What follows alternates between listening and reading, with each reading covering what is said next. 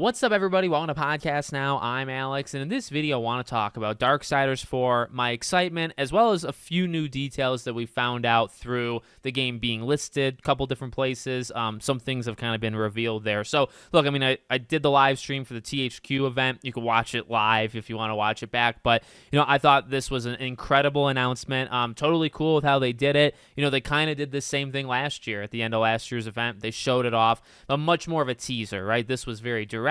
You hear the voice, you hear the direct callback, literally word for word, with Darksiders 1. You see the four of them there, and you're off to the races, literally. So I'm so unbelievably excited. It's one of THQ's biggest franchises, so I think they're excited. I think we're excited, and so far, I'm just seeing a lot of positivity. Now, we haven't gotten the actual game yet, and that still could be many, many years out, but one thing that's come out over the last couple days, right? So it gets listed. So you can actually, I don't know if you can wish list it, but you go on like Xbox and, sometimes things will pop up where it's like, well, internet required or this many players, things like that. Now, I do believe officially they talked right after the game came out, or like the announcement, right? They showed it. And they said, okay, you can actually play as any of the four of them. So that's one big thing. I just kind of want to do like a recap of that kind of news. So you can play as any of the four of them, and they're supposed to kind of have their own different play styles, okay?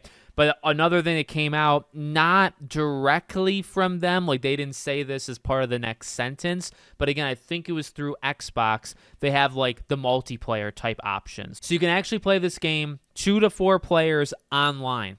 And the thing, I say online because you can actually do this co-op split screen, which I was so happy to hear, and you just don't get that in a lot of games anymore, right? Reanimal, I think, is doing 2 players, like you can sit on the couch. Little Nightmares is actually not doing that, right? You actually have to play it over the internet. Obviously, things like Split Fiction and, Joseph Fares' teams, like they've kept that kind of alive, but it's a dying breed, games that actually let you do split co-op or split screen co-op. Now, again, the thing is, with Darksiders 4, it's split screen co-op of just you and somebody else. So, me and my wife, whatever, you can play those 2 people, but if you want to go up to 4 and you can literally control each of you your own horseman, you have to do it online. So up to 2 split screen, up to 4 multiplayer. They're supposed to have their own play styles. The one thing that's not, because you look at the Darksiders games and they have experimented with different gameplay types. There's kind of like the glossy words of like, action or whatever, like keywords that try to like get your attention, but it's not really to, drive home, or it's not a huge explanation of like what type of game this is going to be. And the reason I say that, like, this really is that direct continuation of Darksiders 1. And again, since then, they've tried different stuff.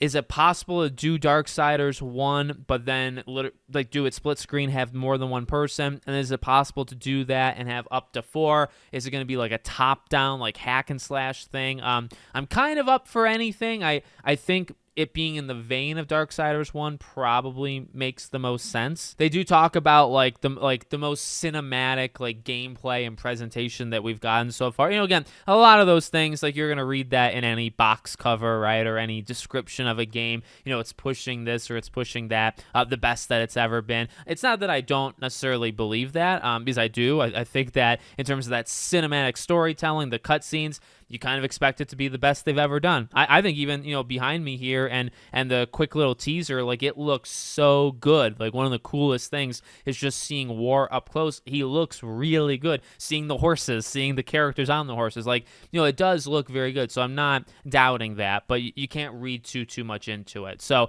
those are things I think we'll have to keep our eyes open on, what type of game does this eventually become. I'm sure they know. It's just that, we don't know that yet. Oh, by the way, I didn't even say this. You can play it single player. I was so wrapped up in, I just think it's cool that there's co-op split screen because that's a dying thing. You actually can go through the whole thing single player. And I wonder, like, can you jump, like, those type of games I feel like are like mid-2000 games that are totally gone nowadays, right? Where, like, you have a roster of 4 and you can pick, like, okay, I'm going to choose this one for mission 1. Then I'm going to choose the second one for mission 2.